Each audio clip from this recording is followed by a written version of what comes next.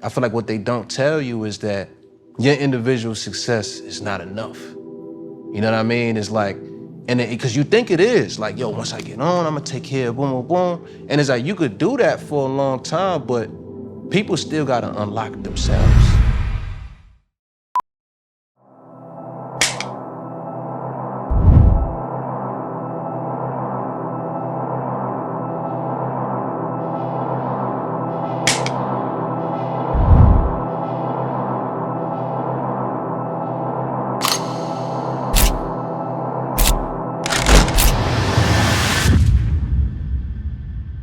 What's good? What's poppin'? What it is, what it ain't, what it could be, what it should be, what it will be. Cam Newton and son, Mr. Boogity, all here with another episode of Funky Friday. I promise, I really do promise, to give good content for the masses. But ladies and gentlemen, I just promise to keep it funky. Now, my next guest is a rapper turned actor. Word swordsman with the appa, the dapper, the gapper. Let me stop. His fiance, he's a father. I present the son and introduce the others. Joey Bada. Yes, sir. My guy. How you doing, brother? How you thugging, bro? Man, I'm good. Thank you for having me. Man, thank you for coming on, Doc, because it's like, let me acknowledge this. Now you got my undivided attention. I think oftentimes, what interviewing has taught me is that now I'm locked in. And for the next 50-odd minutes, hopefully we can give something to somebody that they probably didn't know or give them more perspective. Absolutely. You feel what I'm saying? Talking my language, man. You did? When you talk about hip hop, there's many ways you can go. You can go West Coast. You can go to New York. You can go to Florida. Go Southern, yeah. You can go to Atlanta. You know, dabble in Virginia, dabble in Texas. I don't want to... My weight, you know, my voice holds weight. I don't want to disrespect anybody, but it goes and runs. That's what I'm saying. Oh yeah. Where do you feel like the trajectory of New York rap is right now?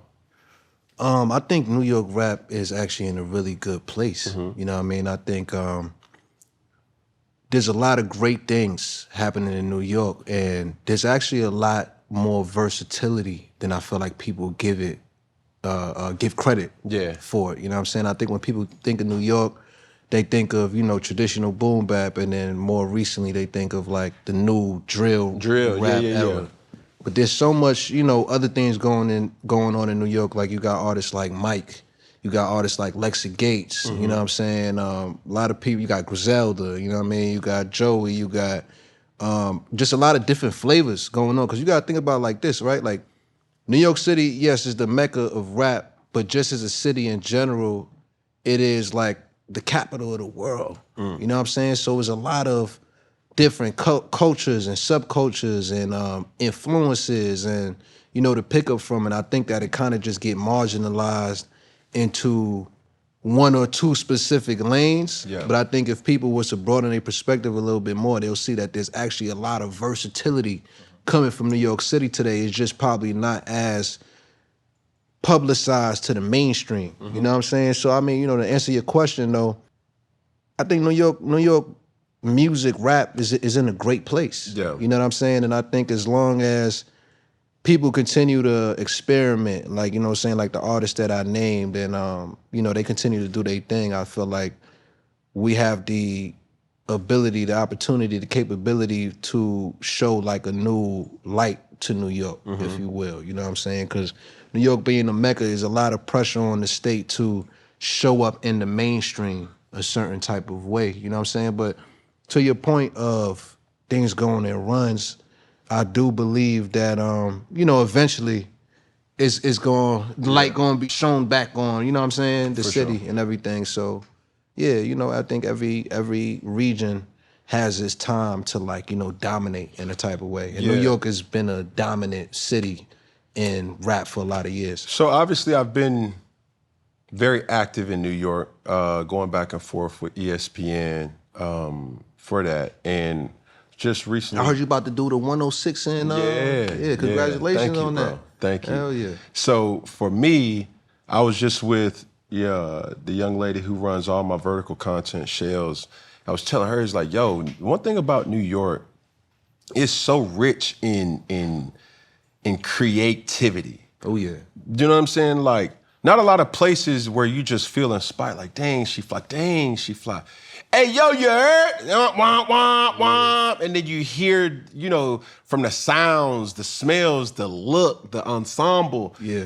New York is just such an interesting melting pot of just so many different people, cultures, ethnicities, and things of that such. But what do you think and how do you feel that, in your perspective, the importance of New York and what does it mean to the culture in this day and age? Well, you know, I think New York has always been somewhat of a trend-setting type of region or city. You know what I mean? It's like, I think a lot of New York culture inspires a lot of different subcultures around the world. You know what I'm saying? Like, usually, historically, we've seen things happen in New York and it get picked up all around the world. You know what I'm saying? So I think New York will always be that. And it's exactly what you said. You know, like I always say, I wish that I could experience New York for the first time. Because, you know, I'm born and raised there. You know what I mean? So skyscrapers and just the energy of normalcy for you. It's normal. It's second nature. Yeah. But I always see the light and the spark in people's eyes when they come there and they not from there. And I see how they get inspired. I'm like, damn, I wish I could feel that for the first time. Like, yo, this big ass city is moving so fast paced. Yeah. Like, for me, you know, I've done 30 summers, 30 winters. Yeah. You know what I'm saying? In New York City. So I'm about ready to feel something else. You know what I mean? I want to kind of like slow it down a little bit because I've been fast paced running for a long time. But yeah, I mean, it's beautiful. And I've obviously never left for a reason. What city does that for you now? Like slow me down? No, that gives you that, yo, like I can't, you know, believe this. You know what I'm saying? Look at these, look at that, look at the people, look at this. I feel like one of my favorite cities has always been Amsterdam. What? I love Amsterdam. It's like, you know, how you could walk everywhere, all the cafes, all the water. Like I love being close to water. You know what I'm saying? So Amsterdam has always been one of those cities to me that's just so beautiful. I get so inspired there. Yeah. You know what I mean? Just from walking around, sitting in the cafes, chilling by the water, and you know what I mean? And London is, to me, London is like, it's like a parallel universe to New York. Yep. I feel like, you know what I'm saying? And like a different type, like London is like New York on a different type of frequency of vibration, you know what I mean? So I always resonated with that city as well. Let's talk about your project that you just came out with. And obviously, you know, you're touring or about to gear up to tour. Oh, yeah. Why should people listen to this Joey and what should they be expecting? I mean, what I will say about this project is this is the first time that I set out to create something that I wanted to like kind of put out quickly. You know what I mean? Usually I'm an artist who I take my precious time. You know what I'm saying? It's quality over quantity for me. And you know, not to say that this wasn't the case with this project, but this is the fastest body of work that I made. You know I read, was it 6 months? 6 months, yeah. I constructed this whole project in 6 months. Usually I take about 2-3 years to put something together. So what happens a lot of the time is by the time the music comes out, it's like 2 years old. You know what I mean? It's all this time passed, and what happens as a result of that is a lot of music never sees the light of day because I no longer connect with it. You know, I'm not there anymore in my life. So for this project, the challenge for me artistically was I didn't want to get in my own way with that. I'm like, yo, this is a collection of music that's resonating with me right now, and I just want to put it out. Yeah. You know what I'm saying? Because I feel like I lost a lot of years musically, just as far as an output standpoint, by like taking that time. And you know, while I think it's great to take that time, and I've always had great results because of that, I wanted to challenge myself this time to kind of be a little bit more fearless with my approach. Yeah. You know what I'm saying? Like, yo, this is how I feel right now. You know what I'm saying? I'm throwing it out. Did you feel the pressure of the trend of where music is now? I got a follow-up question to that, but I feels like every Friday somebody dropping, which now pushes who just previously dropped back, or they shelve it. right? Yeah. And oftentimes when you hear artists speaking this tone of like, yo, quality over quantity, yo, I want to really breathe on this project. Hey, I want to feel inspired. Hey, I want to go on vacation. Hey, I want to go back to where I'm from. Hey, I want to, have these different, experiences that I can kind of pour into this project. But did you feel a weight of like, no, I got to get something out because of that, or what was it? Nah, for me, it was more so like I wanted to feed my community. You know what I mean? And again, this was a one-of-a-kind project for me where it's like, yo, I could tend to overthink, you know what I'm saying? But for this one, I'm like, yo, I just want to get these vibes out, you know what I'm saying? Like, what comes naturally for me as an artist, like there's always gonna be messages in the music. Like the way that I even structured this project is like the first half of it, it's a lot of vibes, you know what I'm saying? You feeling good, but then the back half of it is way more introspective. You know what I mean? So you always gonna get those life lessons or that introspection from my music is always gonna be in there. But yeah, this one was more so like I didn't take too much time to think about it. You know what I'm saying? Like, cause I look at art, right?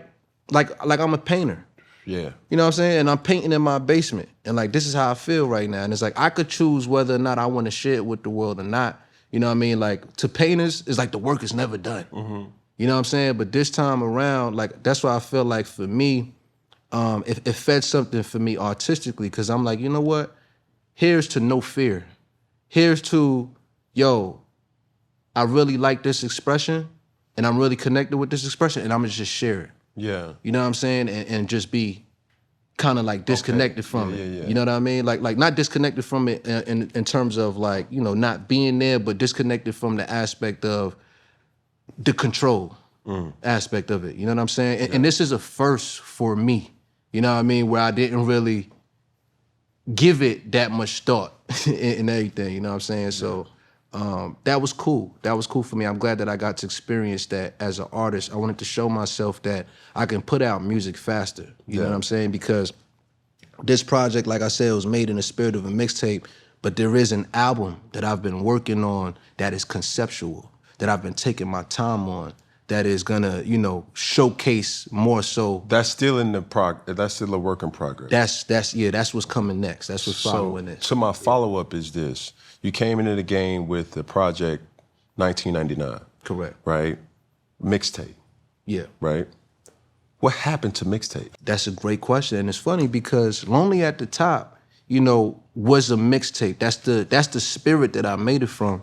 And, I ain't gonna lie, I allowed some people to kind of get in my head a little bit because when I told them that I wanted to make it a mixtape, I was met with some resistance from like, people in my inner circle where they was like, yo, if you make it a mixtape, people gonna feel like you ain't trying to stand behind it or you ain't taking it serious. And I'm like, you know what? I don't want that. I don't want people to think because I'm calling it a mixtape that is not serious for me because my art is very serious to me. Yeah. You know what I'm saying? Even though this is a different approach and this was less of a conceptual body of work, it's very serious to me. You know what I'm saying? Like when I take my time and I paint, like, this is what I love to do. You know what I'm saying? This is my expression. You know what I'm saying? So, I think the art of mixtapes is lost, though, in today's climate because of streaming.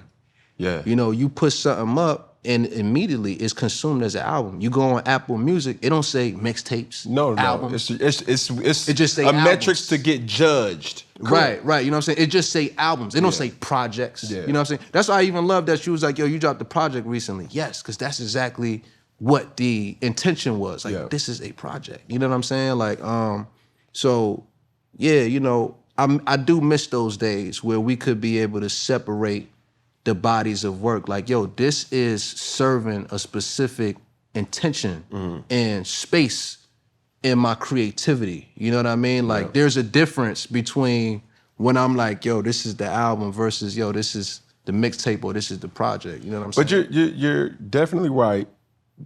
As a fan, right? As a fan, conceptualize artists and compartmentalize the skill. It's still being judged on the same frequency metrics or whatever. Facts. It's like, yo, like, Joey just dropped. Yo, this person just dropped. Yo, facts. That person just dropped. And I come from a time where it's like, yo, mixtapes was something not throwaways. It was just like, y'all Feed take the streets. Y'all take this, and Right. I'm working on something, but boom. Right. Obviously, the person that had the most impact in my eyes was Wayne, right?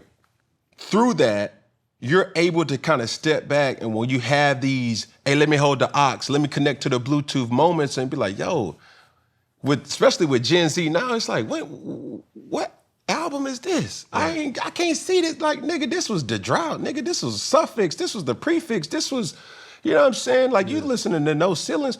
But for your consumption, there was a time and is a time where fans were blessed with bodies of work. And you say streaming hurt that. I would also add to that, it was content. Because Pete, when, let's say Wayne, let's use Wayne for example. When Wayne Great example. When Wayne went on that run, right, I would say 2006, 2007, 2008. Right. We didn't have Instagram. We did. We didn't have TikTok. We didn't have Snapchat, right? We didn't even have YouTube in the manner that we digest it now. He was coming out with things that it was hitting home for him. I remember vividly Dedication. It was like, yo, Sports Center. This nigga had an interlude about why he watched Sports Center. Nowadays, you wouldn't put that on an album. You would just put that on your Instagram story. It's like, yo, I watched this, I watched that. Well, for you, being a public figure, having social media platforms and it's so accessible. Right. And we're gonna talk about relationships. They wanna hear about your relationship. They wanna see about your C's. They wanna see about your family dynamic. They wanna know what other business interests that you have. Is wide open on this. And as an artist, the only way for people to find that out was through your music. Yo, I got a bodega, I'm just open up in West Side of Brooklyn. I'm just cooking. Like, I made that up. But you feel what I'm saying? Like, that's what it was. So between streaming and content, fans are now able to kind of look and not really appreciate it because it's at your disposal. It is. Through this, through a phone, through computer, through smart TVs. You know what else to add to that? Talk to me. We overly stimulated. You know what I'm saying? Like every day we taking in so many different images. So it's like the content not even really hitting the same. You know what I'm saying? Because we like desensitized in a way. It's like how many videos do we watch collectively in a day? That's why sometimes I gotta really like just disconnect from social media because I truly believe in like the next, maybe 5 years, but like definitely the next 10 years, they're gonna start coming out with a bunch of these different diagnoses of mental health as a result of our overconsumption in social media. I believe that that's gonna happen because it's not normal. This is the first generation where we living with our heads in these devices like 24/7. Like nobody's bored anymore. Life's all about leveling up. Whether I'm handling business on the field or kicking back in my zone. I like to celebrate with cigars that match the moment. That's why I linked up with Famous Cigars to bring you guys a crazy deal. Yeah, you heard that right. 8 top-rated cigars at $1 a stick. Top quality brands like Oliva, Romeo and Julieta, Davidoff, and that's just to name a few. Hand-picked and just for my fans and worth over $80, but given to you for $8. Hit up famouscigars.com/cam and lock in this exclusive deal. While you're there, check out their insane collection of premium cigars, all shipped fresh and fast from their massive 20,000 square foot humidor. Famous Cigars has been in the game since 1939 and still family owned. If you know me, you know family means everything. So celebrate every win with my friends at Famous. 8 cigars for $8.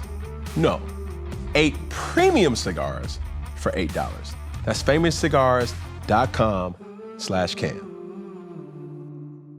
Boredom is filled, the gap of boredom is filled with checking your phone, scrolling endlessly. Dopamine, addiction. You know what I'm saying? Your brain is programmed to seeing something new around the clock. That's not normal. And so by the time we are, we're exposed to so many different things. So when it comes to art, it's like, oh, okay. That's dope, but yeah. Dope, next. And like you said too, another thing is, right now, I do believe that the climate is congested. Like I feel like, you know, back in the days, there was more runways for people to have their isolated individual musical experiences. Yeah. You know what I'm saying? Even when you did have two artists dropping the same day, like when Kanye and 50 was going against it was just them. You know what I'm saying? Like nowadays it's like, every week. And it's like, it's a lot of artists, like even for me, it's a lot of artists who came out this year that I really fuck with, but I haven't even gotten the time to like really digest everybody's body of work. You know what I'm saying? Because it's just so much of it. Yeah. It's so much. You know what's dope? Or not dope, but a truth about what you just said about dopamine. The people who even create these processes, right? The Mark Zuckerberg. Silicon Valley motherfuckers. Yeah, the Mark Zuckerbergs, the Tim Cooks, you know, you name them, right? They don't even allow their children to dabble into that. You seen The Social Dilemma? No, for sure. Yeah. It's so weird, but I've been guilty as a parent, right? Where instead of taking it away, you try to build on it, right? Man, my sister-in-law is a doctor. She just got her doctorate degree in education. And she's a firm believer. It's like stripping somebody from something is not necessarily as healthy as giving them what they want, but giving them what you want as well and integrating that. Meaning my children, you know, in the morning for me, I go to 3 different schools, right? Upper school, a lower school, and then a separate school. Well, when they get picked up, that's when traffic picks up, then you find yourself in the car for an hour, right? Everybody's quick to grab their phones, quick to grab the iPad. And instead of that, we say, hey, let's inject educational things that in order to unlock all the other apps, right, you have to complete study material. You have to complete certain things. And even though you try to do it that way, that's still feeding the dopamine where it's like, yo, and then the sounds, and then the colors, and then, you know, so much stuff. So it's like, as an artist, do you feel, and I said pressure before, but I will reiterate it. Do you feel the pressure to make an impact on your fans or your supporters because you know that they're distracted, you know what I'm saying? And you can't really, you only got 15 seconds. You only got 10 seconds to a song. Where it's like now, me being from Atlanta, it's the beat. Ooh, that whole hard, like, all right, boom. Oh, this nigga talking about this, next. Right. Or it's, you see the features, oh, he got this person featured? Man, I'm gonna listen to that song. Right. How do you process that in way of judging if the album or what you created is successful or not? For me, it's all about how I feel about it. Because when I go back to the beginning and where I started, when I was in the 4 corners of my room making 1999 as a teenager, I didn't have the world's opinion at my disposal. It was what I thought was dope and what my circle of, what my community thought was dope. Yeah. I just follow that. You know what I'm saying? Like I create from a place where I love it because I'm very self-critical.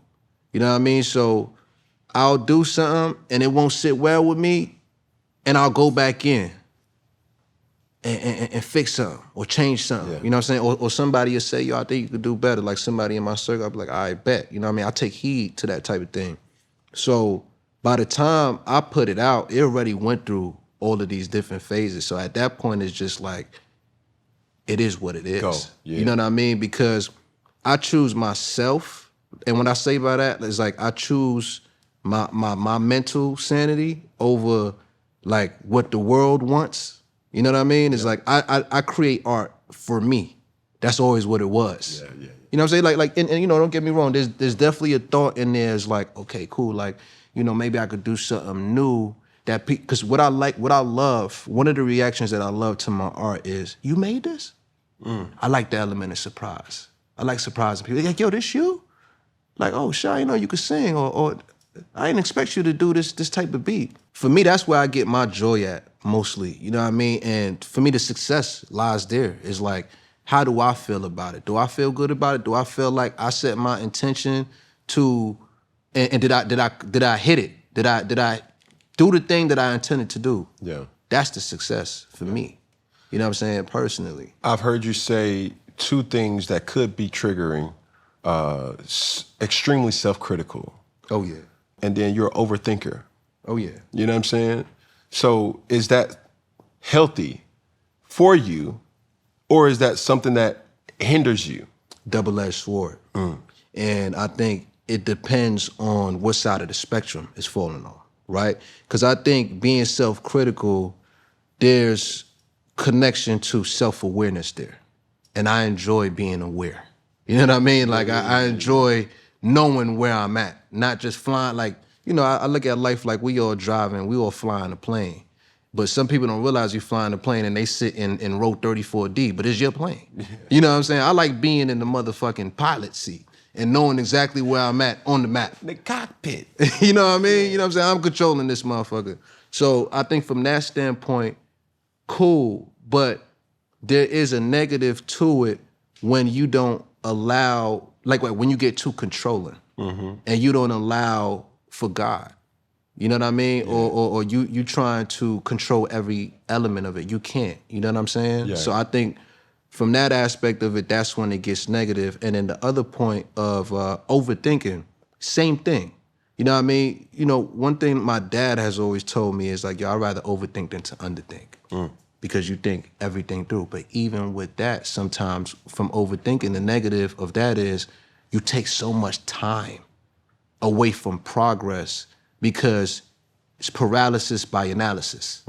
You sitting there, you analyzing every single thing because really what we want, we're fighting for control. We don't want to be surprised by anything. Right. So we thinking every outcome. So like if the worst possible outcome happens, which is probably not gonna happen, but if it does, we won't be surprised by it. We trying to soften the fall, soften the landing.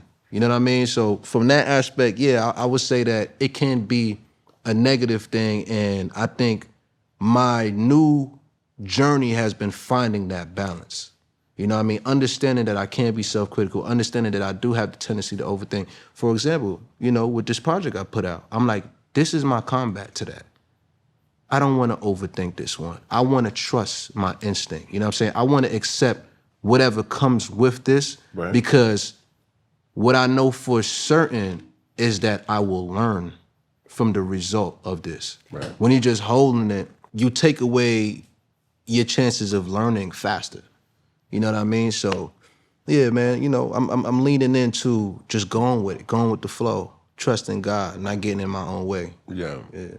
Are you impacted by sales, streams, and those optics? I think everybody's impacted by that to some degree. You know, we artists and we sensitive about our shit. And the thing about it that impacts is not necessarily the numbers, but it's the perception that people will have because of the numbers.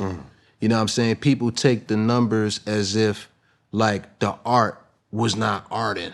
You know what I'm saying? Like you just threw it out without even really putting much thought into it. Right, because it's like, you know, you can ask any artist on the planet, this is like, all of us is gonna be happy if we sell a gajillion copies. Yeah. That's amazing, you know what I'm saying? Like that, and then usually that is a reflection of we did the right thing with our art. But I think in today's climate, you can't let that impact you as much because one, how much streaming has changed the game and how many streams really do equal to some sales. It's like, bro, 1,500 streams is one album sale. So you could sit there and bump my project 10 times all week, loving it. But if you never actually bought the digital copy, your joint won't even count as an album sale.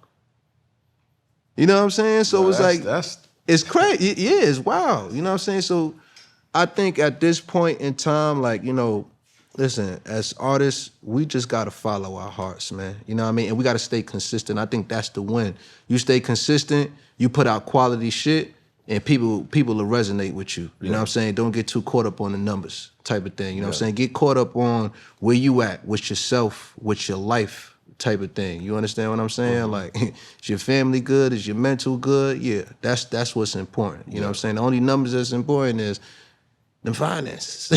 Are you healthy there? You good? Are you good? You just passed your wallet to your girl. Like, yo, yeah. Hold that. You know what I'm saying? Like, real talk. But I want to go back to, just the region of New York. I forgot to mention Chicago. Obviously, Chicago has multiple talented artists that have came through. But for New York specifically, when I think about New York now, the hottest name, and she just dropped, is Cardi B, right? You have the likes of Nicki Minaj, rest in peace to Pop Smoke, rest in peace to the Notorious B.I.G. Like, these artists, 50, they come in peaks and ebbs and flows of certain things. Like, do you appreciate where hip hop is from your metric of how you digest it? You know what I'm saying? Is that different than the average fan? Because I hear beat, I hear flow, and how does it move me? Well, for you, just obviously, as preparing for this show, seeing the cipher with you, Ab, the Big Sean, and yourself, and it's like, hold on, rewind that. These niggas is really competing, and it's lyrical swordsmanship that's going on, but it's also like, similes, metaphors, disses, double line, like so much that's going on, but not a lot of artists have those capabilities. Right. So when you do see an artist have success, male or female, I'm curious, from your skill set, how do you judge them in a way that most probably wouldn't? I think I understand it innately from a perspective of like branding, right? What is the brand identity, right? Like Cardi B, for example, her brand, there's nothing about her brand identity that has ever communicated like she's gonna be like a super lyricist. And that's okay, you know what I'm saying? Because her brand identity serves the purpose that it serves. And I think the success comes from you feeding that core understanding. You know what I'm saying? With your fan base. And I think Cardi B is a great example of that. She does that well. When it comes to her fan base and the people who are resonating with that, she's right on the money with that. You know what I'm saying? When it comes to people who are, the lyrical MCs, that becomes part of their brand identity. Fans are expecting, when they come here, to hear some bars. You know what I'm saying? It's like, oh, this dude just dropped. Ooh, my mind got to be blown. You know what I'm saying? So, I think that's really the navigation for me, and just also being an artist. I think that maybe I have a little bit more grace for artists than the fans do, because I understand that we go through different transitions. You know what I'm saying? Like you might have, like for example, I'll use myself as an example.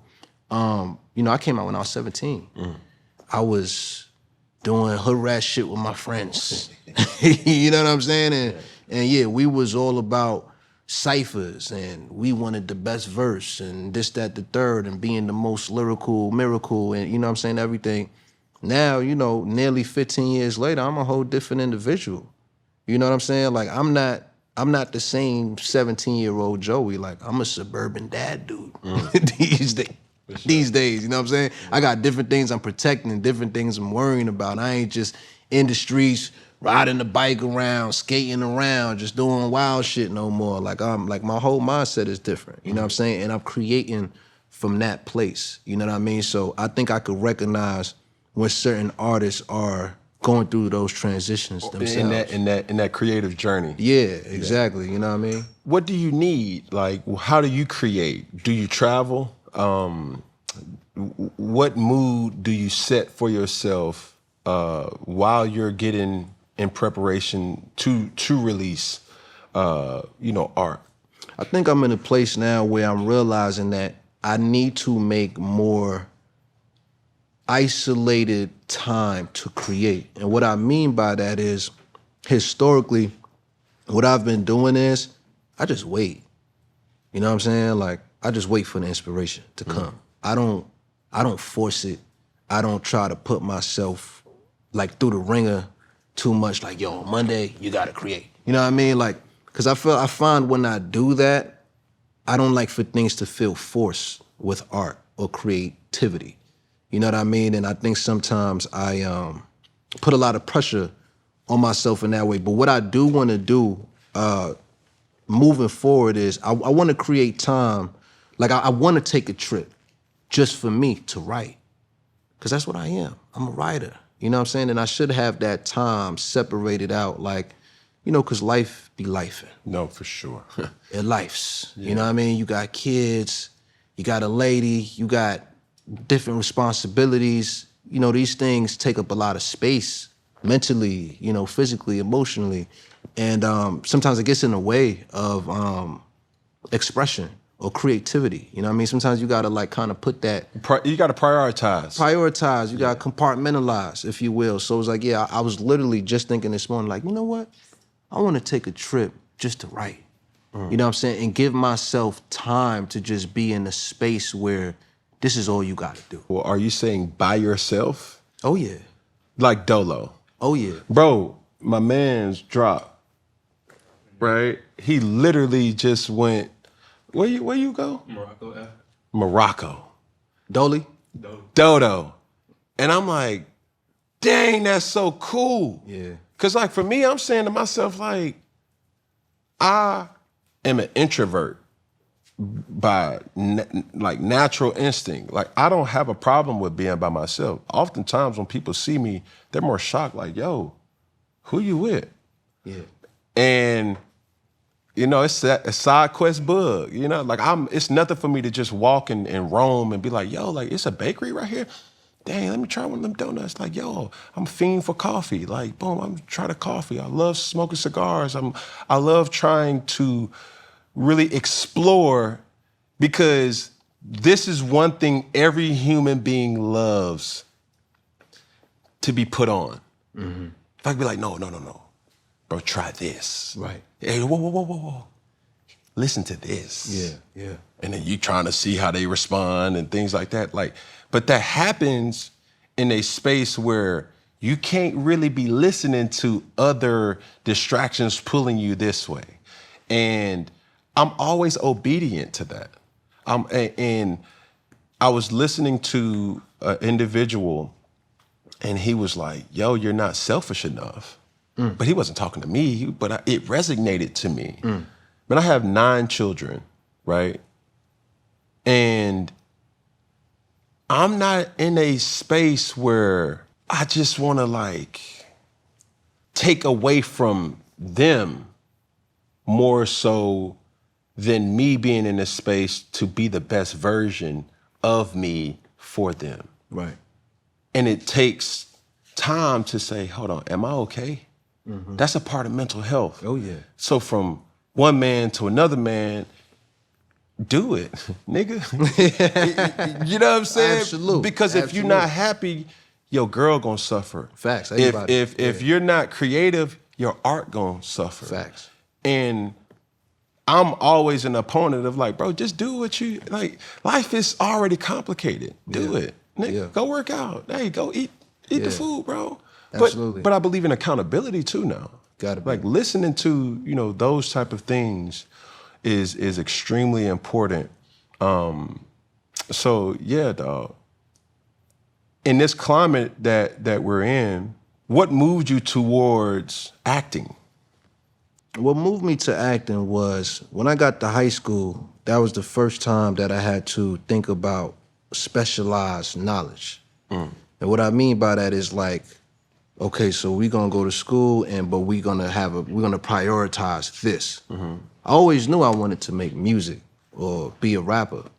But at that point, I'm like, you know, there was no specialized knowledge program to become a better rapper or, you know what I'm saying, to make it to the rap league.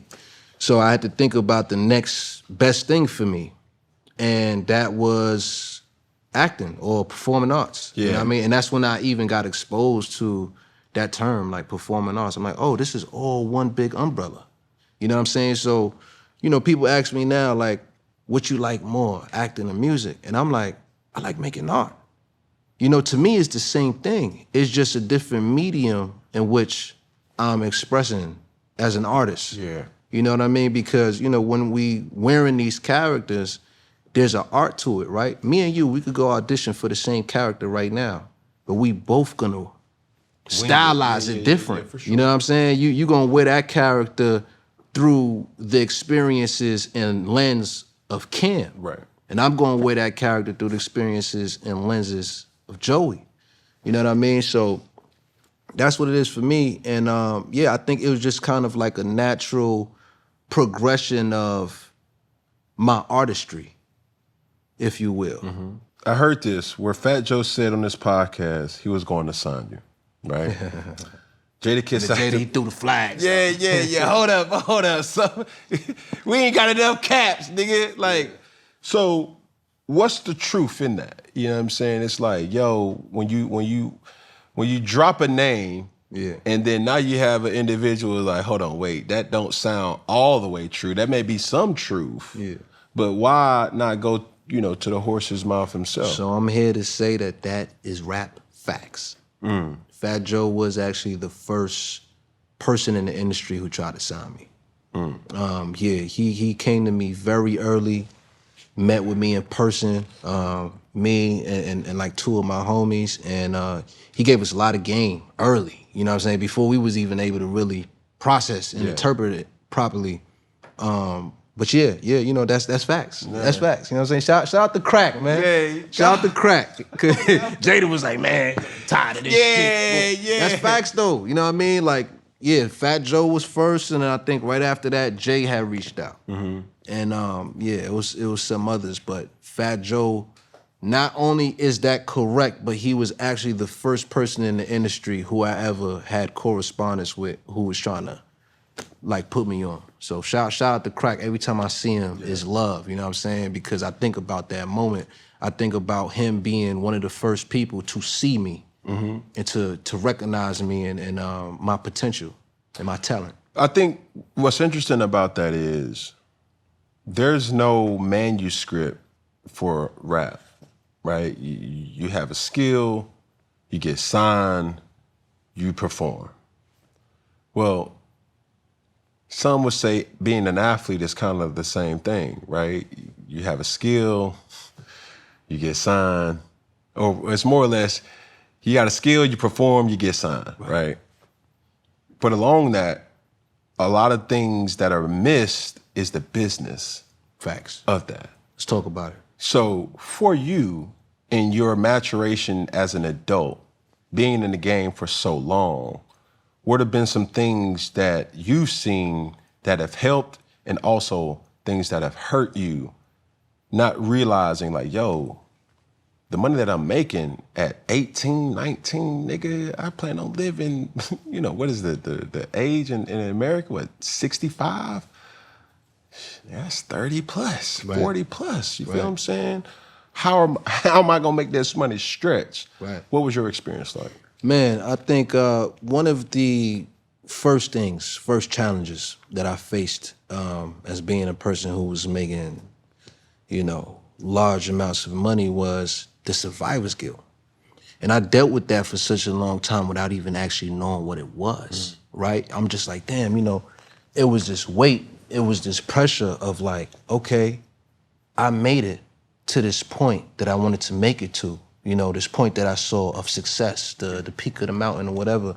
But why am I not satisfied? Why am I not happy? Because I look around and I see my people still struggling. I'm looking around and I'm seeing that, you know, even as much as I'm trying to help and boom, boom, boom, it's like they need more and this, that, the third. And I'm feeling as if like I couldn't feel happy or proud or satisfied or content until I was able until everybody else was good. Was able, but not only good, but was able to feel success for themselves. You know what I mean? Like what they didn't, I feel like what they don't tell you is that your individual success is not enough.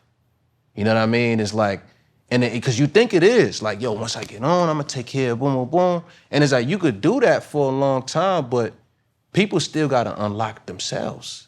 You know what I mean? And without that, if you a certain individual, like, you know, for me, I look at myself like, you know, I have a big heart, you know what I mean? And I want to look out for everybody. So I could feel, and I'm an empath, so I could feel everybody around me. I could feel the weight of them. And then also, your light will illuminate people's darkness. You know what I'm saying? Because people inevitably have to compare once they're standing next to a certain example of something. You know what I'm saying? That's just like, you know, back to the social media thing. Like, you know, we scrolling and it's like, boom, now we can't enjoy our own lives because we seeing Cam and Joey, like, you know what I mean? These niggas is living. Goddamn, you know what I'm saying? On the jet. Right, you know what I mean? And you know, and then the caveat to that is, shit, Cam and Joey got their own problems. No, for sure. You know what I'm saying? Money, more problems. Or whatever. It's like, yeah, you got money check, but what's going on with your mental? What's going on with your family? This, that, the third. Your health, people's health. So that was one, right? And that caused me, that survivor's guilt definitely caused me to spend a lot of money because I was trying to look out for everybody. You understand what I'm saying? And in hindsight, I realized that, you know, there was a better way to do that, but I didn't have the proper guidance. I didn't have nobody really telling me that, you know, I couldn't fix everybody's problems. You know what I'm saying? Like it wasn't good enough. But then another thing too that that I realized in hindsight is for us as Black men achieving certain amounts of success, like we come from cultures or just where we at in society where usually we the first ones to achieve some type of success. So also what comes with that is the weight of taking care of everybody else. So like, you know what I'm saying? You gotta move your mom out the hood, buy your mom's a house, and you know, you should, absolutely. But it's almost like there is a real aspect of that, right? That like, you know, when we look at our white counterparts, they don't gotta face that. You know what I'm saying? They leave in the house and it's like everything forward is for them. For them, sometimes they even giving things. They giving a launch pad to jump off of. For us, it's like we become the launch pad. And there's a lot of pressure that comes with that. You know what I'm saying? It's a lot of there's a lot of understanding that you gain from that. And you know, now I'm at the point too where it's like, you know, even financial literacy, right? Nobody gave us these tools. We have to educate ourselves. And I'm at the point now where it's like, okay, cool. Like I've always took being smart with the money seriously, but now I'm taking it even more serious in a different type of way. Like I'm at the point in my life where it's like, yo, I'm yelling from the mountaintops to everybody, yo, investing is so key. Brothers gotta invest. You know what I'm saying? You can't just leave the money sitting there. You gotta let that money work. You understand what I'm saying? And I think a lot of us, we think that you have to have a big bag to start investing. When really, you know, that's not the truth. You know what I mean? There's so much ways to get this money. You know, you got Robinhood, you got Charles Schwab, you got Moo, you got Public, you got all of these trading platforms that allows you to invest in these companies, and it's like not enough of us know about that. You know what I mean? So I've been trying to preach that to like all the homies as of lately, like, yo, learn options trading. You know what I'm saying? Like, get into this shit, hold these companies, hold these assets long term, you know what I'm saying? Stop thinking short term. Stop thinking that that sports betting is gonna do something for you. It's not. Because at the end of the day, what you put in that machine is what you get. Like you only breaking even. If that. You know what I mean? And when I say if that, nigga, how much time did you lose to get what you got? Right. But also, how much did you spend to get what you got? Right. So it really don't come back as even increments. Two things really to the point that you're saying. I think in our culture, I was a product of this. Oh yeah. When I got money, as a child, I just would give it to my mom. Like, mama, hold this. Oh yeah. You know what I'm saying? Not knowing that, man, knowing what I know now, bless her heart. She was using that for her best interest. Hey, mama, I gave you that $10 like last week. She was just, all right, here, boom, yep. Yeah. You got $8 left. You know what I'm saying? Looking at. But for me, bless their heart. Bless her heart. She is an angel on earth. Jackie Newton, sweetie pie. But I would advise parents to give your children allowance. Why? It teaches them ownership of their coin. Facts. So me having children, a lot of them, now when I go into the store, they always, Daddy, can we go to the gas station? Yeah, hell yeah, we can go to the gas station. But you're using your own money. Facts. Now it's like, yo, I want the chips, I want the soda, I want the candy, I want this. Nigga, you only got $6. Yeah, it's like, you gotta add in tax. You gotta make that stretch, I gave you $10 last week. What happened to that? Bro. You see what I'm saying? Yeah. So the education part is so key because now they start looking at money as a tool. Exactly. And not a crutch, right? Yeah, or an unlimited resource. Yeah, because like that's what happens in our culture. Like people don't know how to leverage their money, going to your point about investing. But, you know, a mentor told me this about wealth and financial literacy.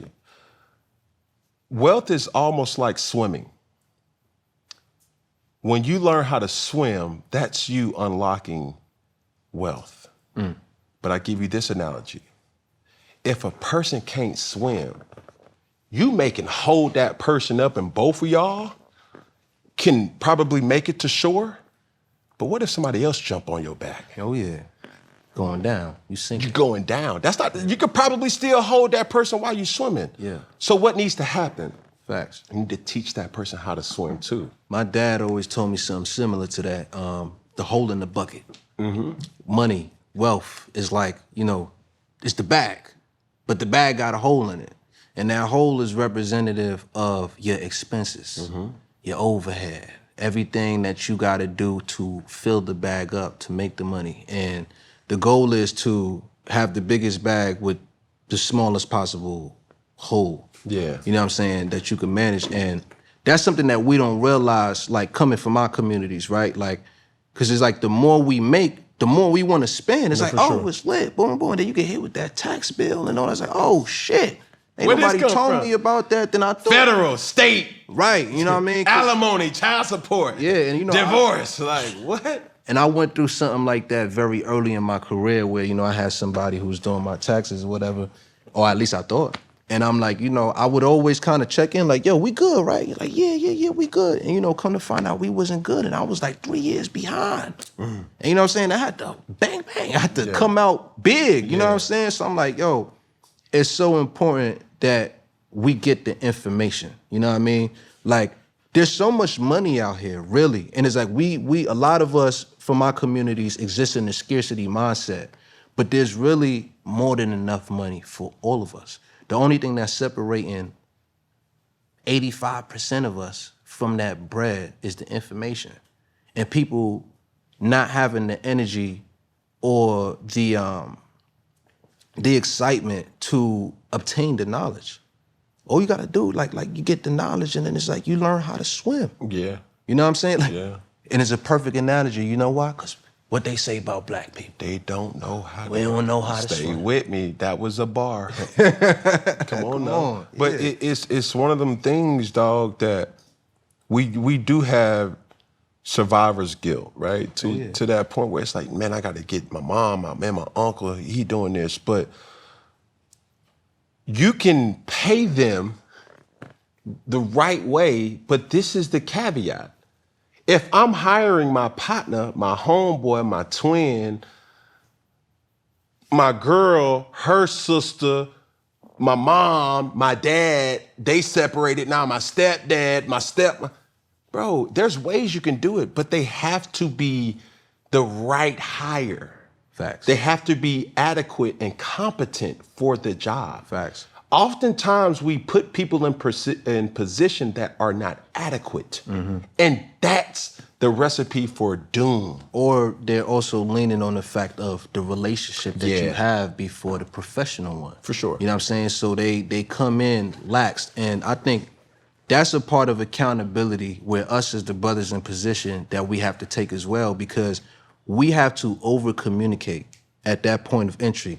Look, I'm giving you this opportunity, and this is how I expect you to perform. And if you can't perform this way, And if you can't perform this way, no, for sure, I will have to take this opportunity away from you because it's an inconvenience to me. Yeah. You know what I'm saying? It takes one to sink the boat. Yeah. That's what they say. You know what I mean? So it's like, brother.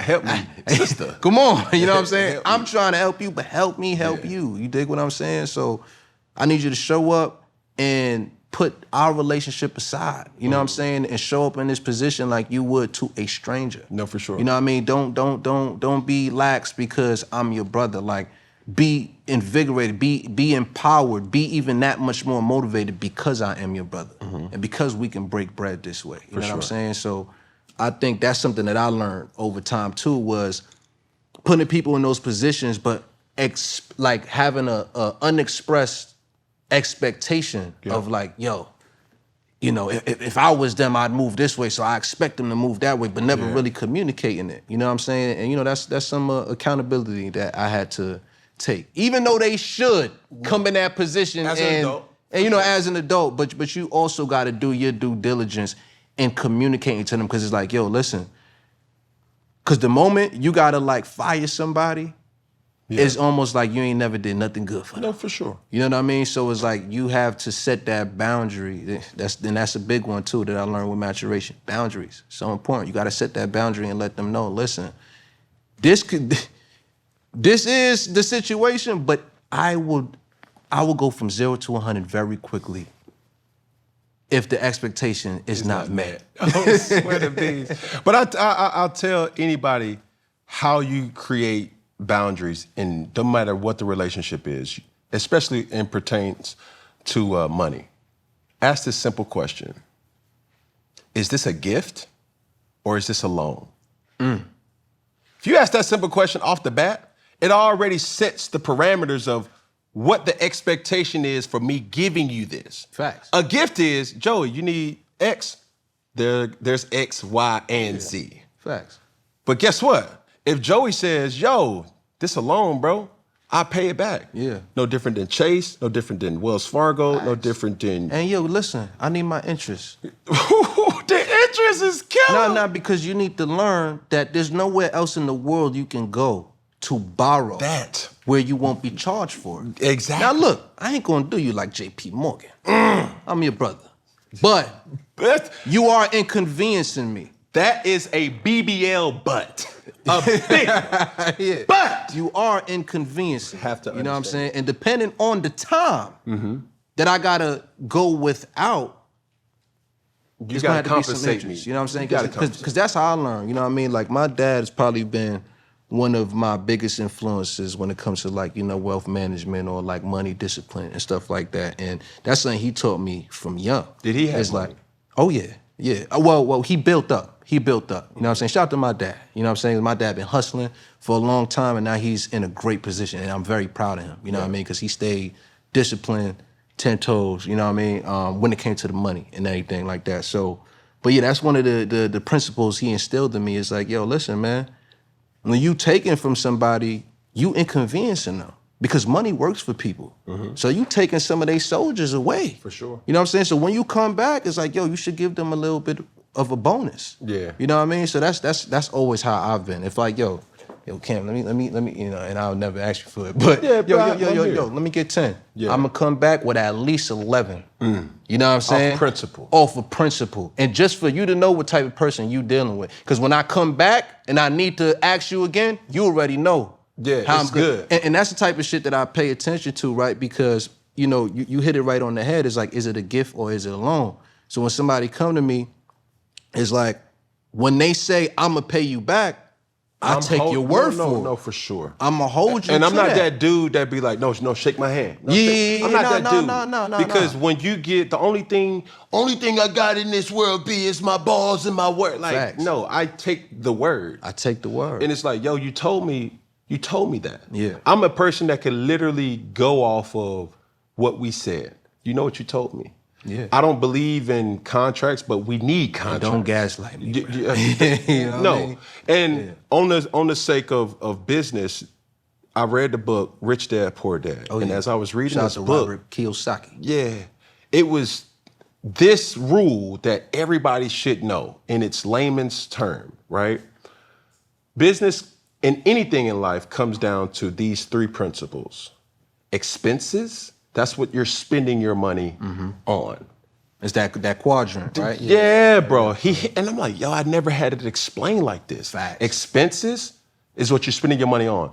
Income is how you're making money. Yeah. And that difference creates your net. Facts. If your expenses exceeds your income, you're losing. Look at the scoreboard. It's only a matter of time. Yeah. Right? So as you start seeing certain things like, yo, this jet, expenses. Yo, this car, expenses. Yo, this house. It could be an investment if you know how to do it, but it's still an expense. It is. It's a live, yeah. That's what Robert Kiyosaki teaches. Yeah. So when you hear those things, expenses, income, and you divide that up or whatever that percentage, that's your net. Facts. So for me, my dad, who also is the most influential person in my life, he didn't have money growing up. So his fear was now placed on me, and now as an adult, I'm like, Pop, we don't got to do that, bro. You know, a lot of people who may be around me when I'm going on these extravagant experiences, shopping, going on vacation. You saw me one day. I haven't spent in 60 days. You know how much money that I've accumulated in those 60 days? And you're like, yo, this nigga Cam just splurging, bro. He just did this. First off, don't pocket watch. Don't pocket watch. That's a no-no. Yeah, I hate that. But also you understanding like, I've earned the right because I've did the math of, yo, my income exceeds my expenses. Now I can dabble a little bit. Yeah. Don't say that too loud, brother. I'm broke, baby. Big broke. You know what I'm saying? Fractured. You know what I'm saying? Man, you know, obviously I'll be remiss if, having you on and not talking about your relationship, bro. Oh, yeah. It's been described to some as couple goals. You feel what I'm saying? Black love in a sense that, yo, like y'all doing it, right? Well, how is that dynamic? And, you know, are there boundaries in a relationship that you have set forth, that she may have set forth, that the public knows, or that you have public boundaries or private boundaries? Oh, I mean, yeah, you know, naturally, you know, one, you don't want everything out there. You don't want, you know, people don't got to be all up in your business, you know what I'm saying? But as a whole, what I've come to really learn about relationships is that it's a very reflective process. Don't nobody know you or experience you as much as your partner. So your partner, you know, essentially can become an asset or a liability, right? Yeah. To you. But it works in the asset way because it's like, yo, I see you. And I see what you may not see about yourself.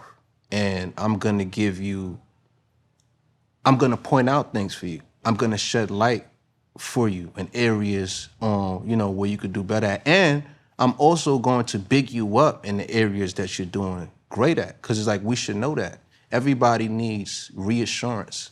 You know what I'm saying? They say that the masculine grows by challenge and the feminine grows from praise. But that don't mean that only men grow from challenge and only women grow from praise, because we both have both essences inside of us. For sure. So we both need both, but it's just the proper balance you gotta find. As men, we need more challenge. And as women, they need more praise. You dig what I'm saying? So, yeah, man, it's a beautiful thing though. You know what I'm saying? And I'm so grateful for my lady, you know what I mean? Because she's come into my life and she's taught me so much by just us existing in the container together. Because that's like kind of what a relationship is. It's like you and this person in this container, or like, you know, in this house. That's why, like, you know, when relationships are at the beginning and you get past that quote unquote honeymoon phase, a lot of people don't survive after that, because once you get in that container and you start unpacking and the demons come out, the trauma start running around the crib. You're like, what the fuck is that? Woo. I didn't know you had that. You know, what was that? You dig what I'm saying? But these things, you know, you got to understand, like, it comes with everyone, right? And these things once you have the patience and the understanding and the willingness to grow and to accept, you gain so much wisdom and knowledge from it, you know what I'm saying, which is essential to our growth, you know what I mean? Like, the best way that we grow is from relationships, and I don't just mean like, you know, with your lady or with your man, is just the relationships in general, our connections with other individuals. You know what I'm saying? Yeah. Because if we were the only people, if it was only Cam on this earth, you would have no problems. We have some issues though, because I mean, you gotta find what you want to eat. You know what I'm saying? But you know, you dig what I'm saying? I'm being facetious. It's cool. You know what I mean? But you have very limited problems. Most of our problems come from the perspective of how we are perceiving ourselves through the lens of other people. You dig what I'm saying? Yeah. So relationships give you that reflective nature in ways that you can grow, in ways that you can't get from just yourself. What lines were crossed, or not crossed, but what lines were set that you and her came to grips to say, hey, we not doing this? Oh, generational shit. You know what I'm saying? Trying to heal those generational curses.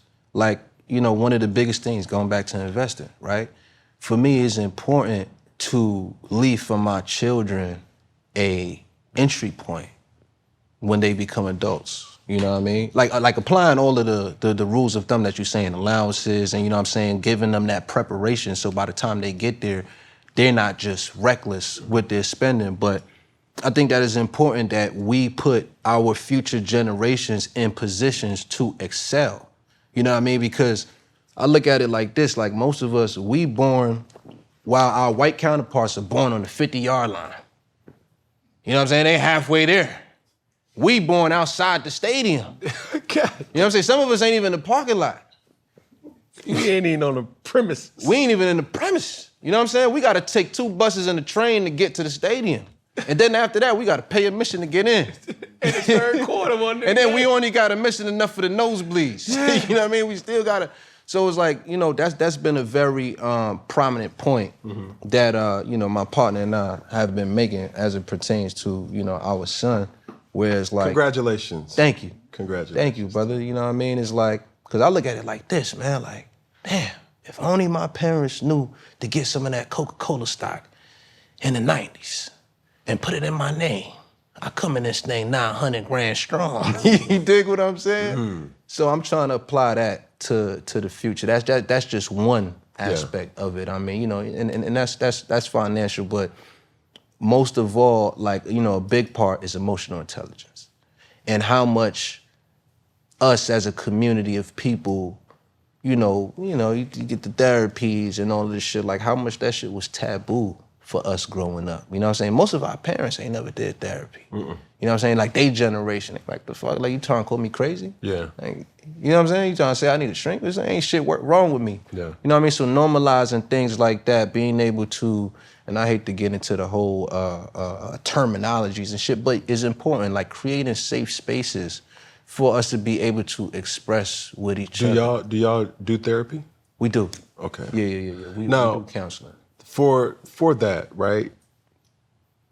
As you guys met, were you ready to be in a relationship? Was she ready to be in a relationship? Or was this something that happened? It's something that happened. You know what I mean? I think there was a part of both of us that was ready for a certain type of experience. But I don't think we came into it like, we're looking. You know, we're are you the one? Nah, it was more so like, you know, we met each other and we crossed paths and it was super abundant as far as the connection. And it's like, wow, like, you know, really like it here. Let's see how it develops. Right. You know what I mean? And it just continued to develop and then eventually it blossomed and then eventually it's like, yo, so we go together. You know what I mean? Did you ask her to go out with you? I did. Yeah. Dang. Yeah. I didn't. You didn't? It was assumed. Like, you know what I'm saying? I took so much heat for that. Yeah, nah. I asked because, you know, for me, I like to be clear, man. You know what I'm saying? Like, I don't want to be riding on For real? no line or nothing like that. So yeah, I was at a point where I'm like, yo, listen, man, like, it's been about like, 8 months, you know what I'm saying? And like, before you ask me, I just want to make it clear to you, like, yo, I'm down to do this. It's something that I want to do. You know what I'm Was saying? it informal or formal? What do you mean by that? Like, will you be mine? yeah. Nah, was it in passing or was like, no, babe, like, you mine? Nah, I wouldn't even say like. That's some cinematic stuff. Like, yeah, nah, okay. So it was more informal. Okay. It was more informal. And that's what I meant by like. Cause I like shit to be natural. You know what I mean? Like, but when I had this conversation before, I should have said it was an informal understanding that me and my lady had, right? It wasn't that I never asked her to be my boyfriend or girlfriend, whatever. It was more or less like, it was when you're around each other so much and you start hinting to around like, nah, what you doing? Yeah. Girl, I'm yours. Yeah. Like, No, and you mine. I'm trying to tell So you. where you at right now? I need to know. I'm looking for you with a flashlight. I'm concerned. Like, come home. Yeah, right. Honey, E.T., extraterrestrial. ETA. Estimated time of arrival. How soon? How far? Matter of fact, FaceTime me right now. Yeah, right. Bump all the semantics, right? But this is the thing, though, that I've obviously been a fan of you. You wasn't always the monogamous type, though. This is true. What shifted? You were open about polyamorous and that. Being in a state of mind in rap music where money, cars, clothes, hoes. You dig. Yeah. So I suppose. For that, you go through a realization that's like, yo, this ain't for me. Yeah. How did that transition happen for you? And was this something that you wanted, or was this some of the requirements that she had? No. It was not a requirement that she had, not in a way of like, she just was cool with me doing whatever, but it was nothing forced. It was, I made the decision, you know what I'm saying? I made that choice that's what I wanted to do. But it's journey, you know what I'm saying? It came with maturation, you know what I'm saying? Like, on my journey, because, prior to this relationship, I was in a previous relationship on and off with like my high school sweetheart and everything. So that gave me a certain type of experience. And by the time that ended, I was like, okay, cool. I spent a lot of time of my life trying to make this thing work. Now I'm at a point in my life where it's like, maybe I need to try this other thing. Yeah. And then that's when the polyamory idea came into place. Like, you know what? I'ma just, listen, I fuck with you, and y'all should know that. You know what I'm saying? Like, I don't want to be like there was a growth there for sure when I came to that point, because it's like, look, I don't want to lie to nobody. You know what I'm saying? Like, I want to be 100, I want to be truthful. But then what I realized from that in hindsight was there's a certain part of me that was not satisfied. I was unfulfilled. And I think I was using that of what I wasn't feeling for myself. Mm-hmm. And I was trying to use that to find in other people. Mm. And that was a big realization. You know what I'm saying? That was a big growth, because when I was faced with somebody who I felt like more so, this is no disrespect to anyone, but when I met my lady, it was just like her and our lives, I never connected with somebody who has so many similarities, mm-hmm. You know what I'm saying, to like just my mental state, like having to take care of so many people and this, that, the third, and you being like the breadwinner and like, your circle. So there was a lot of aspects.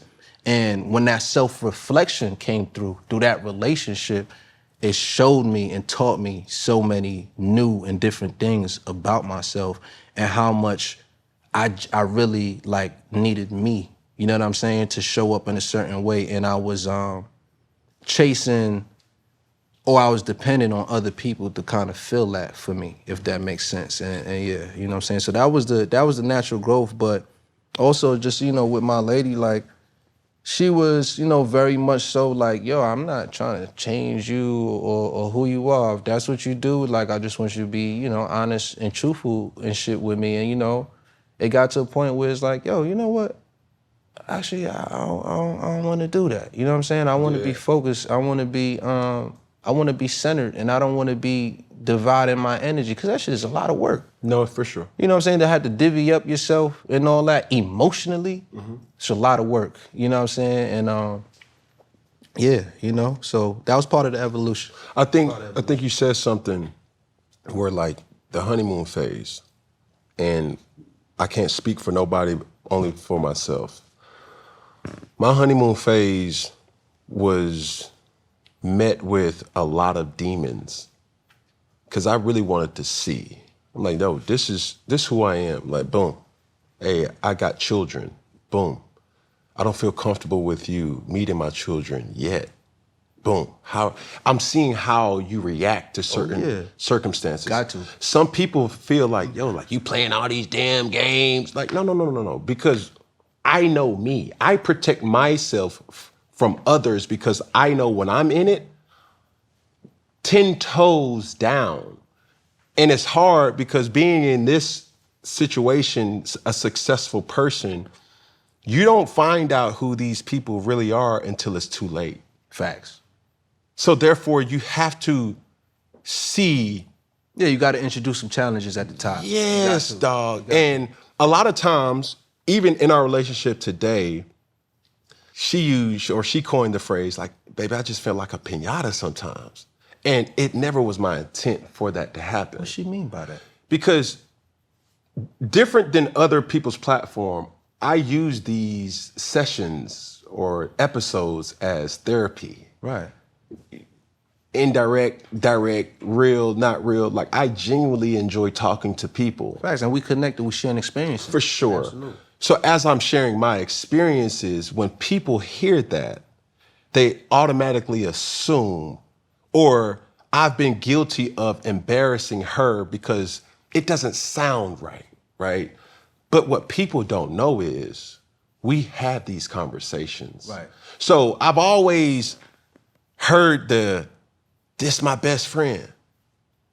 But nigga, you talking to me as your partner, I see you around her, y'all ain't having these conversations. Mm-hmm. She don't know this about you, Negro. Right. Oh boy, you know what I'm saying? And then when you see other women, it's like, yo, on Instagram, you're married. You're in a relationship, baby.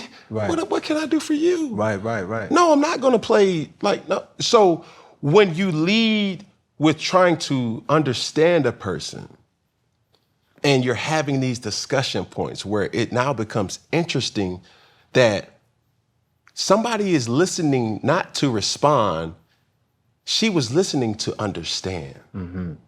And when that happens, you're like, oh, you still here? Oh, wow.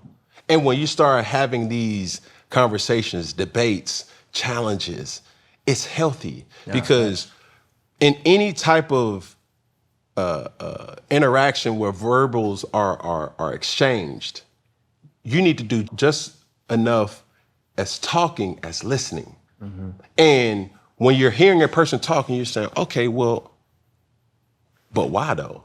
Why do you feel this? I've never really had a person ask me these questions with so much calm and it's like, yo, typically when somebody asks that, but why are you doing that though? Right.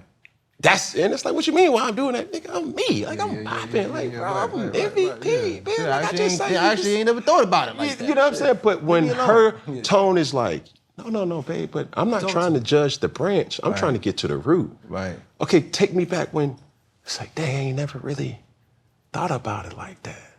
But this is the reason why. Absolutely. And that's key right there, you know what I'm saying? Because that's really one of the main reasons that I was already very attracted to my lady, and we was vibing and all that. But at the beginning, I did do that. You know what I'm saying? I did I wasn't hiding the challenges. You know what I mean? Like they were there, and you know, not to say that I was purposely like putting her in situations, but I just wouldn't hide it from her. Yeah. You know what I'm saying? Like I'll have her come around. It's that. You know what I'm saying? And you know, come around, like, you know, come into my world. And it's like, for sure. I ain't gonna dim my world for you. You know, this You is need the to beginning. see. You need to see. You know what I mean? Like I want you to know what you're getting yourself into.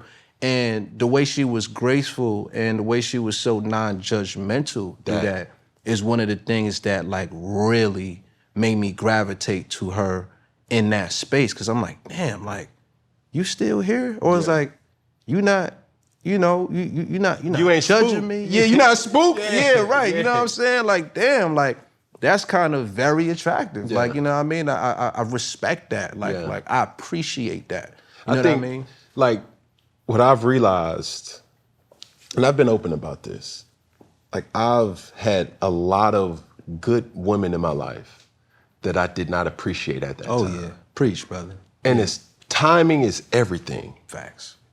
During the time that me and her met, I was in such a vulnerable denial state that it was like, yo, I'm just like this, dog. I don't know why. And when you really take the time to really understand with the intent to really understand, not just having a conversation just to say, man, we just talked about this, dog. Like, what are you talking about? But obviously bringing them into your world so that they can see. But it's not one-dimensional because I wanted to go into her world too. Absolutely. I wanted her to feel comfortable with expressing herself. And I didn't realize how emotionally blocked I was. Because growing up, I did not see my parents be intimate. Not kissing and grabbing each other's cheeks or... I remember the one time I seen them kiss and I was It was giddy. like, wait, what? Giddy about Like, I knew my parents loved each other. They've been together for 40 plus years now, but I never seen signs of like, dang, baby, you look good. They never used that type of tone in verbal around the kids, right? So it was hard for me to express that, and I'm still having challenges of expressing that. I think with her, it was more or less like, bro, when you talk about, you know, the feminine energy needs praise, I was not regurgitating that. I was accepting like, yo, you know what, you're right. How? Like, teach me. You know what I'm saying? And man, my lady said some of the realest stuff. She was like, yo, I want to help you be a better father to your daughters. Because I have my issues with my father. Right. In a way that he may not even know. And I heard that, and it kind of like, yo, wait, what? Because I take care of a child that's not biologically mine, but I feel that she is. I have daughters now that I tease them by saying like, yo, I'm trying to protect you from niggas like me. But also, they shouldn't have that fear. They should know what a strong alpha male looks like that is in tune to not only his strength, but his emotions. Facts. And that's a power. Absolutely. And my lady has helped me with that. And there's a lot of things where people see and hear, it's like, man, this nigga Cam always doing this to Jazz, done transformed. She was, you know, this, and now she's the complete opposite. But it's like, that's the line that we draw in our relationship by saying, babe, are we good? No. Eyeball to eyeball, pelvis to pelvis, areola to areola. Like, are we good? You're not? Cool, let's go on a walk. Cool, let's go on the drive. Let's really talk That's about me it. all day. Is like, yo, listen, I can't function if we ain't good. In the way of like, this is so important to me, we have to resolve. Yeah. You know what I'm saying? Like, let's take the time and like I don't want to sweep nothing under the rug because I believe that like, you know, you get used to sweeping under the rug and then you trip on it one day and it all come out. Yeah, you know for what sure. I mean? So yeah, let's not let it pile up. Let's resolve it. Let's go on that walk. Let's take a moment to talk. Let's figure it out. You know what I'm saying? Because we need to find that. I think too, to the point, she's unlocked something that now I'm receptive to other women unlocking things. Now hear this though. Some will hear, you got relationships with other women. It's like, no. I'm more of empathetic towards the mother of my children. Right. Where the version of me that they were with was so dismissive. It's like, man, you arguing again? Man, I'm out of here, man. Don't worry about it. I'm going to so-and-so, so-and-so. Like, I'm talking about shut all the way down. Now, for me, I can say there's parts of me that embarrassingly or just honestly that my own baby mothers don't even know. Because I do want to have a conversation. I can have an adult conversation and be like, yo, you good? You straight? Right. Like, what you need? And it not cross the boundaries of my relationship. Right. And really be concerned about that with not breaching what we have, you know what I'm saying? Yeah, and we should be, yeah. No, for sure. And I think that nobody teaches you that. No, they don't. And that's the hard truth. And then on top of not being taught that, it's so normalized. It's like, you know what I mean? Like we grow up watching our dads, our uncles, our older family male members, you know what I'm saying?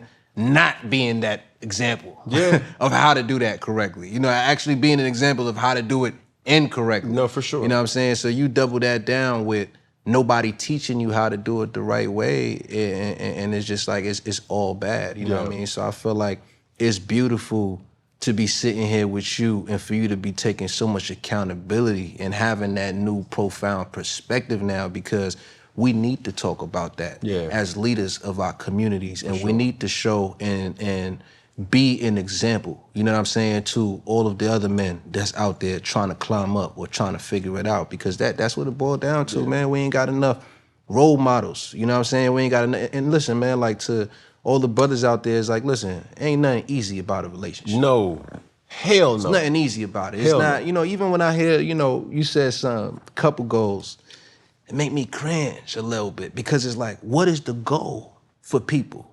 Is it the optics? Because y'all don't know what go on.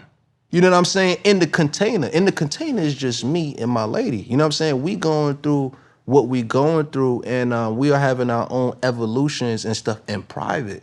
So it's like, what is the goals really? It's like, let's not get caught up in what it looks like. You know what I'm saying? Like, let's get caught up in the growth that it inspires as individuals and then collectively together. You know what I'm saying? I think that's the goal. Like, my goal that I want to see is I would love to, if anything, if my situation is gold to somebody out there, what I want the goal to be is, you know, not what it looks like or what it may be perceived to feel like, but the purpose of it is important as Black families, that we stick together and we build together, because that is, I believe, the key to our success as a community. The fact that we have so many broken families and all of this stuff is why we cannot exceed to a certain point as a community. It's why we are being left behind, because we are not unified. We are disorganized, and that disorganization is just breeding more disorganization. So, you know, if anything, to the people out there, let the model be the unity more than anything, not what it looks like. Oh, you know, Cam and his lady, oh, like, you know, they successful and shit like that. Like, you know, yeah, of course, you know, that's an aspect of it, but really, it's the growth of the unit. Yeah. That Black family unit being displayed to the world. You know what I'm saying? Because that's what we need more of. Bro, you hit the nail on the head when you said, what's the goal? And I think that's the challenge for every relationship, whether from business relationship, friendship relationship, intimate relationship. It's like, when you guys align on goals, that's when success happens. Facts. But this is the thing. You can't allow somebody else's goal to seep into your relationship and make them think that that's what? Right. That's what you want? You're a joke. But it's like, no. But respectfully, my boy, respectfully, baby girl. Right. Like, nah, you good. Cause we in this container. Facts. You feel what I'm saying? There was a clip that I saw, obviously it went viral, of you guys both being public figures. don't know what happened, don't know what it was. She was crying, you was talking. And when you see certain things like that, being in the public eye, how do you still have intimate moments publicly for you guys' own relationship? We learned a great lesson from that day because, you know, Ray and I think we're very humble people, right? And that was one of those examples where we can go on a walk on Sunset Boulevard and have our privacy, but were we wrong? Yeah. You know what I mean? Somebody saw us, I guess, and they took advantage of that moment and they showed what should have been a private moment to the world. And it's like, you know, some things that the world is never supposed to see. You dig what I'm saying? But in a way, though, I'm glad that the world's seen that because it goes back to my point. It's like when people see us and they say couple goals, it's like, what is the goal? You know what I'm saying? Because it's almost as if they think that real things don't have to happen to get to a certain point. And it's like, listen, what I tell my lady all the time is, look, conflict is inevitable. Our goal is to get better at resolving it with each other. Because a new problem is always going to arise as long as the earth is spinning and the sun and the moon and the stars is having their phases. Conflicts are gonna come, they're gonna rise. You know what I mean? We have to get better at facing that fire together. Yeah. You dig what I'm saying? So, yeah, you know, it's just a key to life. But yeah, you know, when I seen that, I was pretty, you know, let down about that. And then it's like, you know, people jump to their conclusions like, oh, they was probably arguing because of this, because of that. And it's like, I didn't see nobody get it right.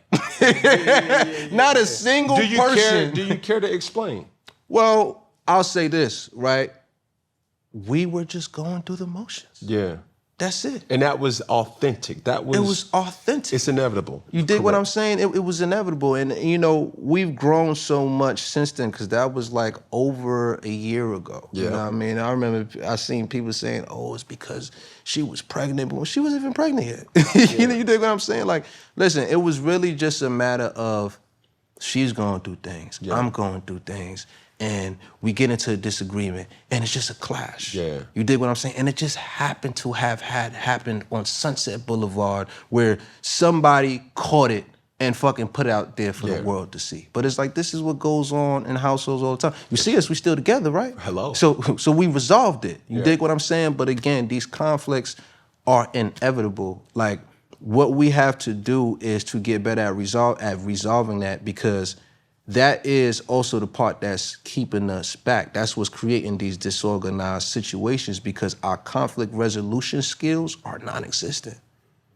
We don't know how to have a problem with each other. It's okay to have an issue. How are you gonna receive that? Yo, brother, I ain't like that you did this, bro. You know what I'm saying? Like, respectfully, I'm you know what I'm saying? But the other person, depending on where they at, might react to that in a certain type of way where it's triggering. It's like, are you listening to react or are you listening to respond and understand? You know what I mean? And that's where you start making the shift at. You dig what I'm saying? So, yeah, man, like, it's lesson after lesson in this container with another person. You know, it's self-reflection after self-reflection. And it's, what I always say too is, it's always a series of conversations with your partner. It's never just one conversation and it's done. It's a long-term conversation that you are having throughout the whole process and evolution, you know what I mean? And the conversation, it just develops. It just evolves over time. But you guys are kind of having different versions of many of the same conversations, you know what I'm saying? And you guys are facing it at different points of growth and reflections and realizations and things of that. So, yeah, man, you know, what you guys seen that day was just us having a very real moment. You know what I mean? Like, she had her things, I had my things, and our things was just clashing. And it happened to get, you know, unfortunately caught on camera. But, you know, when I look at it in hindsight, I'm kind of glad that it did, because I think it humanized us in a way where people was able to see, like, yo, listen, they just like anybody else. You know what I mean? Just because when you see us, it's like, oh, pictures being taken and shit. It's like, nah, like, we go through real life shit. Like, yo, we walked in a spot the other day and it behooved me what somebody said to me. So it was like, you know, me and my lady, we walking through the spot, and then this girl was like, y'all a real couple? I'm looking at pardon my language. I'm looking at this bitch like, what? Yeah. You know what I'm saying? Pardon me, I don't mean no disrespect by that. But that's what it made me feel in the moment. Like, excuse me? Like, the audacity. The audacity. It's like, okay, so what did we just have a fake baby? You dig what I'm saying? Like, so it's just like, yo, man, listen, this social media and shit could really blow things out of proportion, I should say. And, this is my first time I've ever been, like, I'm a very private person. Like, I don't like to share too much, aspects of my personal life. And, if it wasn't for my partner also being a public figure, I think it'd be that way. Right. You dig what I'm saying? Like, how it's been historically for me, but it has taught me a great deal, and it has showed me how much you do need to protect and how much you do need to continue to set those boundaries. Like, everybody can know that you guys are together, but nobody needs to know your business. You dig what I'm saying? My last question is, obviously you're here in Atlanta supporting her, right? She just was a part of a She's putting out a new movie, Ruth and Boaz. Ruth and Boaz. Coming out on Netflix. How should be out now. For sure. Yeah. But how do you receive her art in that magnitude? What you mean? Like, she's obviously the love interest. Oh, yeah. She's the person who, is being hit on. When I seen the trailers and things of that such, does that make you feel a way? How do you react to that? I mean, that's a great question. I'm glad you asked it. You know what I mean? Because it's new. It's definitely new for me. You know what I mean? I've never been in this container with somebody who was in that position. You know what I mean? So I'm learning things about myself even. It's just like, there's a lot of respect and understanding for it, and I do understand it innately. But then, it'd be a little intrusive though. It's like, did you like it? Not even did you like it, because, my lady, she's super solid. You dig what I'm saying? So I don't feel threatened in that type of way where I ask myself, did you like it? But I do look at it like, oh, shit, well, it do look good. You dig what I'm saying? But I really did love the film. And shout out to Tyler as well, because I thought that they took that story and they made a beautiful piece of art. You know what I'm saying? It's a really good film. And it's like, I'm a hard film critic. Yeah. And so, I wouldn't say much, but it's really good. And I really did enjoy it. And I think she did her thing. Like, she killed it. Like, just in general, as a partner supporting somebody who was in the public light and stuff like that, I love it. And the reason why I love it is because I have been in the position for so long where I'm the one in the light. Yeah. So it's almost like every good leader is a good follower. Yeah. So when it's my time to be the supportive one, it's like, I feel like it's so easy. Because you know what you would want. What I would want, and I actually enjoy it. You know what I'm saying? I enjoy supporting and being like, oh, baby, yeah, you know what I'm saying? Oh, you good? Boom, boom. Oh, let me get this for you. Boom, boom. Let me hold your fan. Let me hold your purse. Boom, boom, boom. Like, you know what I'm saying? Like, I really do enjoy that, and it's seeing somebody who I love bask in a moment of like success and progress. You know what I'm saying? I enjoy it. So, yeah, man, it's beautiful. I'm so proud of her. Man, good for you, bro. Yeah. Anything else? Anything else? Tour. I'm going on the Dark Aura tour. Myself, Ab-Soul, and Rhapsody. You can get tickets at joeybadass.com. Come check us out. Yeah. Well, you heard it here first, bro. Man, as we end things here at Funky Friday, when I say all together, we're going to say one love. When I say all together, we're going to say one love. When I say all together, we're going to say what?